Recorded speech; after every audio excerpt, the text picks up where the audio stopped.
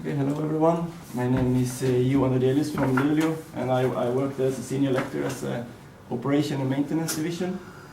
So I'm going to talk about this asset condition toolkit of INFRALERT. So what we try to do in this toolkit is Marco now has fixed the data for us, and we try to get some information from that data and try to see what is the current status of the asset and what is the future status of the assets. So we are doing nowcasting and forecasting. But I will stop a little bit on this first step, that is actually what condition indicators are you using and what are the limitations and the processes and modeling of these measurements and condition information. And all of these, they are focused on the topic of INFRALERT, that is linear assets. Because there are many assets in rail and road, but this will focus on these assets that are linear, meaning that they will go from A to B. It's not bridges, for example. That is I would say more a spot asset. So it's focused on the road pavement and the track, the line track. And then I will end up with some how we deal with these uncertainties of the forecasting in this toolkit. And so this asset condition is between the data and the next step of the INFRALERT, that is the alert generation and decision support, and also it gives to the final EIMS solution. So as you say, we've tried to provide some knowledge from the data we get. So I will stop here a little bit. So actually there is a lot of modeling and knowledge integrated in how to develop condition indicators for a system. And usually we just think of, we have some set of condition indicators, and we try to do modeling of the forecasting and nowcasting. But actually there's a lot that has been doing already to get this health indicator or condition indicators for an asset already. And this is sometimes a big limitation, because what we can do next in order to forecast and nowcast is actually decided already in what type of measurement you do and what kinds of condition indicators that you get out of these measurements. So I will show you some examples of this, and also which kind of condition indicators we consider in INFRALERT. So this is a road example. So this is the raw profile of a road, and it's not a bumpy road. This is 700 meters, and this is in millimeters. So you see it's a couple of centimeters up and down on a 700 meter road. So it's a flat road. But if you zoom it in, there are a lot of small unevenness to it. So this is like the raw data that you measure from one of these specialized vehicles that do this annual road service on roads. So you get this profile. Okay, so what is the condition here? If you drive a car over this, is this good or is it bad, or what kind of information can you take from this? And there are different features that you can develop, and I will show one of these now. So this is usually called as a functional condition. It means it has some effect on the user of the road. Or the route. It's similar to if you talk about geometry on the railway. So then you actually have a model of the user, that is a suspension system of a car. And then you drive this model on the profile, and you see, and you develop an indicator. And in this case, it's the movement of the suspension that is creating a condition indicator that is called the International Roughness Index. So it's measuring unevenness in longer wavelengths, because the suspension is a system that takes away the high frequency contacts. So this is like step one. Okay, now I get an indicator that is related to the user, that will say something about the comfort a user will have going over this road. But then you see that a linear asset can be a long asset, 700 meters, kilometers. So should I have this, how should I do it? Should I split it up in 100 meters or 500 meters or kilometer? Okay, now I get an indicator that is related to the user, that will say something about the comfort a user will have going over this road. But then you see that a linear asset can be a long asset, 700 meters, kilometers. So should I have this, how should I do it? Should I split it up in 100 meters or 500 meters or kilometer? And that is something that we call segmentation for linear assets. And it's the same for all of them. So we need to split them up in different kinds of segments, and we develop an indicator for each of these. And this can be static, meaning that you have fixed interval of 100 meters or 500 meters, or you do it dynamically, meaning that the actual condition by itself sets this segmentation. So if you have more of changes, you have a shorter segment, and for other parts you can have a longer segment. And this actually is quite important because this will can add or remove noise to the forecasting. So doing a good segmentation will ease for the forecasting. But in most of the system, this is usually fixed. So we as forecaster or nowcaster, we are sort of, we have to do what we can. And in this project, some of things were fixed, but some we implemented. So since this presentation will focus on the linear aspects or on some aspects of a linear asset, it means most of these are related to the geometry of the railway or geometry of the road. And these are typical geometry measurements of the railway, unevenness, the difference between the two tracks and the alignment. And for the same as the road is the unevenness in longitudinal level and in transversal level, and also there's some structural element there that is cracking. And for the railway, we consider fixed segmentation for 200 meters, so that's already been fixed for the. But for the road case, we had 100 meters of data that we did some dynamic segmentation on in order to improve the forecast. So these are the condition indicators that was used. And so we have this is common flow chart when you do condition-based maintenance and condition monitoring. So we have the measurement, and you do some manipulation of the data, and you have databases developed as the DMA has done in this project. And then you do nowcasting, sometimes it's called health assessment also.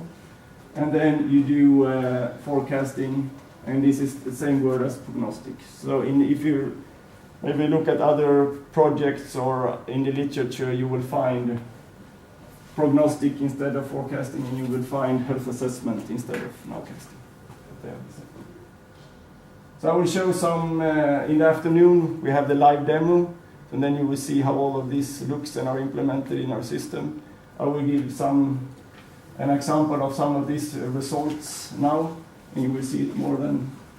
So this is one example of how you can present a nowcasting. It means you plot the percentage of a certain road section that the infrastructure manager decides, and you show how many of the percentage of this section falls within a certain feature value. So, example, a cracked area. This is percentage, so you mean it go from no cracking, 0% up to 100% of cracked area of a surface. And then you can look at your infrastructure and see that, I have one section that looks quite good, but I have another section that currently have more cracked surface on this. And you can also add thresholds to this information. So you have a certain threshold when the infrastructure manager has decided, this is the intervention threshold, for example. And then you can see what is the current status of the network. So it means how many percentage of the networks do I need to do intervention or need of intervention right now. So this was one example of this nowcasting. And the approaches for nowcasting we have used is the same for radar.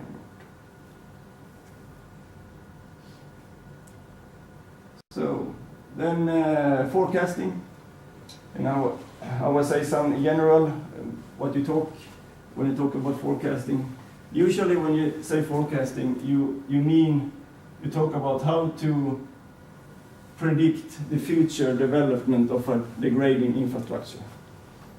And you consider going from, you have a maintenance, so this is your condition, and then you measure it and you follow it, and at a certain point you try to predict the future. That is sort of one part, and sometimes maybe also the easy part. But if you will look to a longer history of the asset, it means, of course, maybe you would like to predict not only until next maintenance, you will also maybe to try to predict a longer future. And then you need to have a model how to deal with the restoration and how will this next degradation path look like after the next intervention. So in this project we do both. The focus of the toolkit has been on how to do the degradation path, but it has also implemented some that you can send intervention back to the toolkit, and then you will get a new degradation path. So this INFRALERT it deals with both of these cases.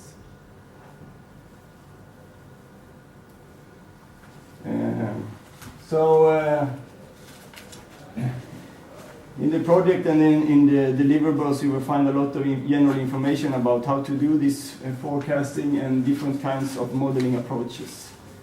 And one thing is physical model. It means that you have a physical model that tells you how this asset will degrade. And these are usually used for components. If you talk about the component, the degrading component, you can have physical models. If you talk more like a system, meaning a 200-meter rail segment, then often the models get a bit too complex, so you go over to a more data-driven approach. That is the middle section here. And on the right is something that is called system models, or we usually call them knowledge-based models. It means that there are a lot of knowledge in the individuals that have experts on your assets. And they have a lot of knowledge about how things usually degrade, what is the typical, and it can also derive from historical data and historical intervention data. So the thing is that how can we have a model that tries to have all of this knowledge that you have about your assets and use it in your modeling approach. So, and combining these is this what we call a hybrid approach. And mainly in this project we have combined the data-driven approach with the knowledge-based approach. So we try, when we do data-driven forecasting, we try to have the different steps of forecasting. We try to have a rule-based system that integrates knowledge about the system so that we will not, the data-driven approach will not get too far out of what is known about your assets. So we show, as for nowcasting, you will see this live demonstration later. But this is an example. I think you have seen these kind of curves before. That you have measurement, there are noise in the measurement, and you have a model taking care of this data and do some prediction. But since there are noise in the measurement, there are also some uncertainties to this current condition and to the future condition. And this is usually, you usually represent this as some kind of prediction interval. So this toolkit, it take care, depending on the data, how it looks, and the uncertainty, we produce uncertainty output. And this is really an important step in forecasting.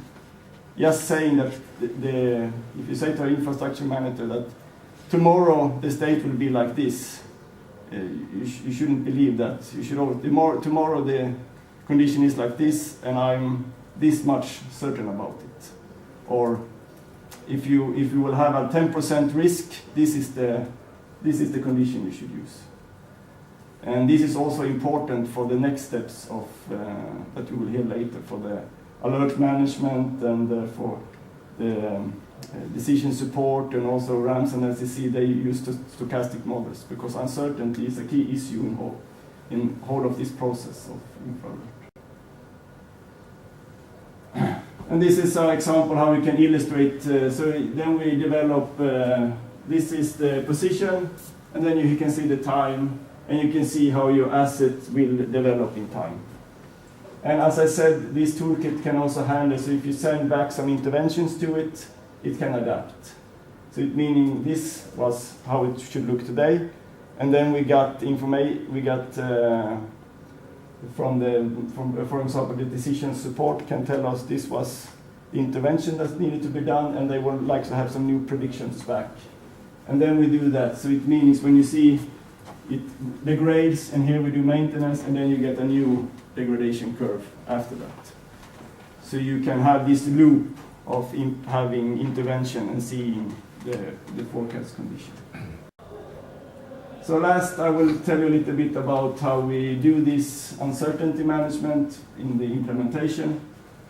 So we do the degradation modeling, and the degradation rate has a certain uncertainty. And this we simulate in a certain amount of scenarios. So we produce n number of scenarios, 100, 200. It depends on the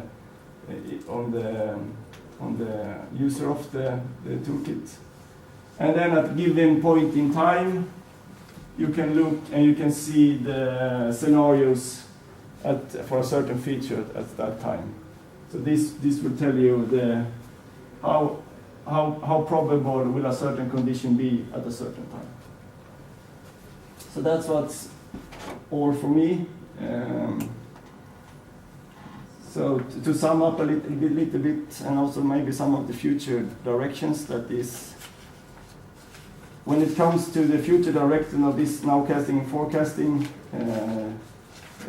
one thing is actually the start of all of the forecasting is the data, what indicators you're using, and usually the set of models and indicators to start with is usually a limitation in what kind of information you can gain out of the forecasting.